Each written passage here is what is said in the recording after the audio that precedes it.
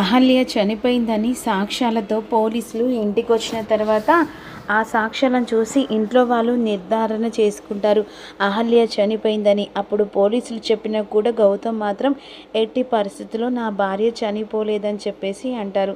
కానీ కార్యక్రమాలు జరగడానికి ఎవరైనా ముందుకు రండి, ఎందుకంటే ఆ బాడీ మొత్తం తన ఫేస్ని కనిపించకుండా ఇక చాలా అసహ్యంగా అయిపోయిందని చెప్పేసి పోలీసులు ఇన్ఫర్మేషన్ ఇచ్చి అక్కడి నుంచి వెళ్ళిపోతారు.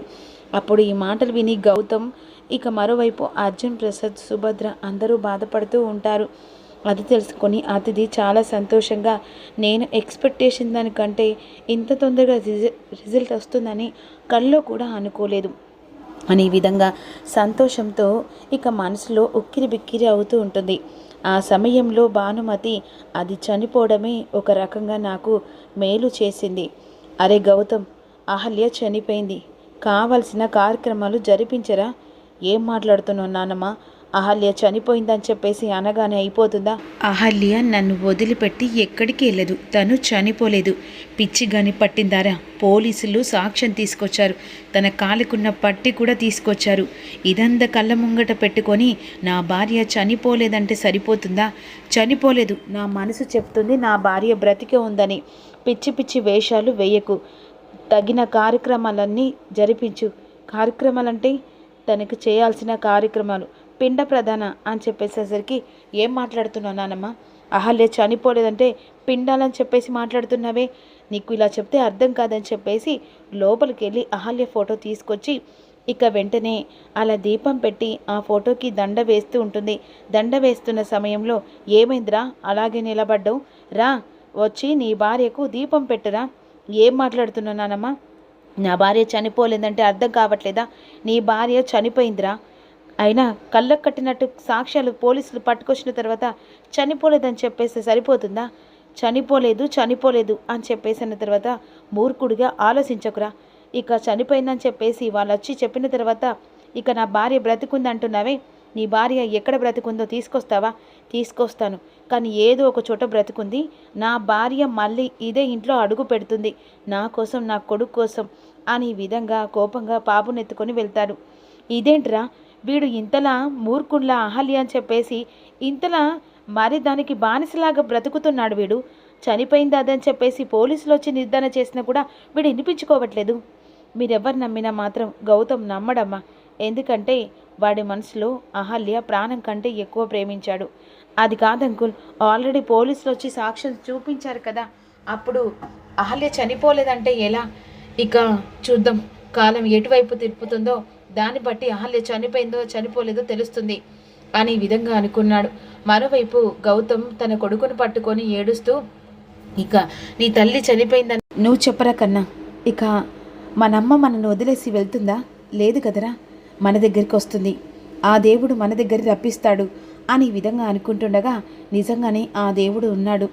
తప్పు చేసిన వాళ్లకు ఆ దేవుడైన శిక్ష విధిస్తాడో కానీ ఏ తప్పు ఎరగని అహల్యను ఆ దేవుడు శిక్షించడు. అహల్య అనుకున్నట్టే బ్రతికే ఉంటుంది. ఇక ఎలాగైనా తనని చంపాలని బెనర్జీ నిర్ణయించుకుంటాడు కదా, ఆ సమయంలో అహల్య తప్పించుకునే ప్రయత్నం చేస్తూ ఉంటుంది. అది సమయంలో ఇంట్లో ఉన్న బెనర్జీ వెంటనే చెల్లమ్మ అని చెప్పేసి ఏం తెలియనట్టు వస్తాడు. ఏమైంది చెల్లమ్మ, ఇంకా నిద్ర లేవలేదు? నైటు ఆ మాస్క్ అతను వచ్చాడు, ఏం మాట్లాడుతున్నావు చెల్లమ్మ? అవునన్నయ్య, ఆ మాస్క్ అతను వచ్చి నిజం చెప్పమని అన్నాడు. ఇక బాక్స్ గురించేనా? అవును. మరి ఏంటి గొడవ? ఆ బాక్స్ మన మొహాన కొట్టొచ్చు కదమ్మా. ఆ బాక్స్ ఎక్కడుందో నాకు తెలియదన్నయ్య. ఆ రోజు ఆ స్టోరేజ్లో పడేశారు, కానీ ఆ స్టోరేజ్లో ఉందో లేదో కూడా నాకు తెలియదు, కానీ నన్ను చంపే ప్రయత్నం చేశాడు అని ఈ విధంగా అనుకుంటుండగా ఈలోపు టీవీలో హెడ్లైన్స్ రానే వస్తాయి. ఆ సమయంలో టీవీలో అహల్య చనిపోయినట్టు పోలీసులు ఎంక్వైరీ చేసినట్టు చుట్టుపక్కల గౌతమ్ తల్లిదండ్రులు, అర్జున్, ప్రసాద్, సుభద్ర బాధపడుతూ ఇవన్నీ టీవీలో వచ్చేసరికి ఒక్కసారిగా అహల్య షాక్ అయిపోతుంది. అదేంటి, నేను చనిపోయినట్టుగా టీవీలో రావడం ఏంటి అని షాక్లో చూస్తూ ఉండిపోతుంది. అంటే నిన్ను చనిపోయినని చెప్పేసి గౌతమ్ ఎంత బాధపడుతున్నాడు, అసలు ఊహించుకుంటేనే భయంగా ఉంది. ఎలాగైనా సరే నేను చనిపోలేదు, బ్రతికున్నానని చెప్పేసి వాళ్ళకు చెప్పాలి, లేకపోతే నా వల్ల గౌతమ్ ఇంకా పిచ్చోడవుతాడు అని కంగారు పడుతూ ఉంటుంది. ఈలోపు బెనర్జీ, నువ్వు కంగారు పడకమ్మా, నువ్వు బ్రతికున్నావని వాళ్ళకు తెలియక చనిపోయావని అనుకుంటున్నారు, ఇక నీ సాక్ష్యాలు దొరికాయని కూడా పోలీసులు ఎంక్వైరీ చేస్తున్నారు కదా, ఎలాగైనా సరే దీని గురించి ఆలోచించకు, పోలీసులకు నేను చెప్తానని బెనర్జీ వెళ్ళిపోతాడు. ఈలోపు ఫోన్ కోసం అని చెప్పేసి బెనర్జీ గదిలోకి వస్తూ ఉంటుంది.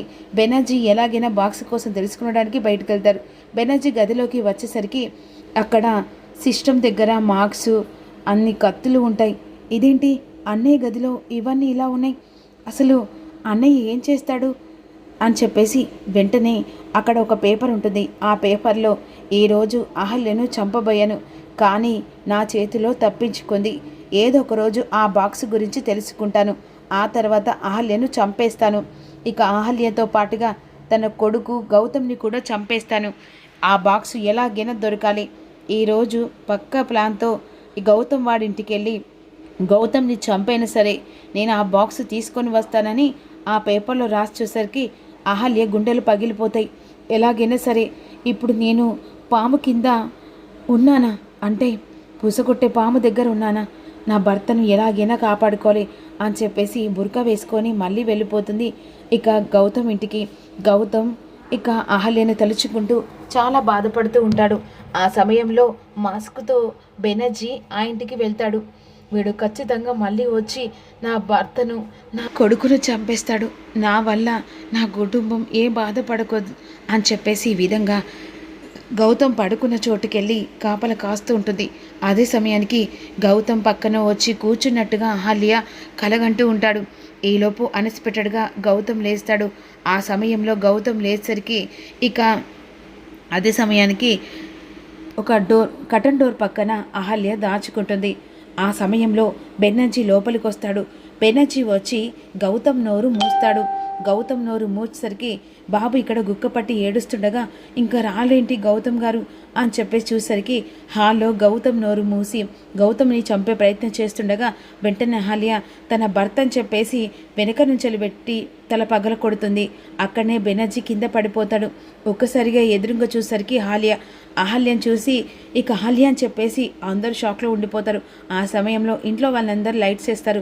ఆ లైట్ ఫోకస్లలో హాల్లోకి వచ్చేసరికి ఏం జరిగిందిరా అని చెప్పేసరికి ఎదురుగా అహల్య ఉంటుంది. అహల్య చనిపోయిన అహల్య బ్రతికి రావడం ఏంటి అని చెప్పేసి ఆశ్చర్యంగా వాళ్ళు అనుకుంటూ ఉంటారు. అహల్య నువ్వు చనిపోయావని చెప్పేసి పోలీసులు వచ్చి సాక్ష్యాలు చూపించావు కదా నానమ్మ, నేను చెప్పాను కదా నా భార్య అహల్య బ్రతికొస్తుంది నా కోసమని నేను చెప్పాను కదా అని విధంగా అంటుండగా అహల్యను చూసి భానుమతి షాక్ అయిపోతుంది. మరి అహల్య వచ్చి గౌతమ్ని కాపాడుకోవడానికి వచ్చిన అహల్య మళ్ళీ తిరిగి ఆ ఇంట్లో ఉంటుందా, బెనర్జీ గురించి తెలుసుకున్న అహల్య బెనర్జీని పోలీసులకు పట్టిస్తుందా అనేది అప్కమింగ్లో అప్లోడ్ చేస్తే డోంట్ మిస్ యూ. చిన్న లైక్ చేసి కామెంట్ చేయండి.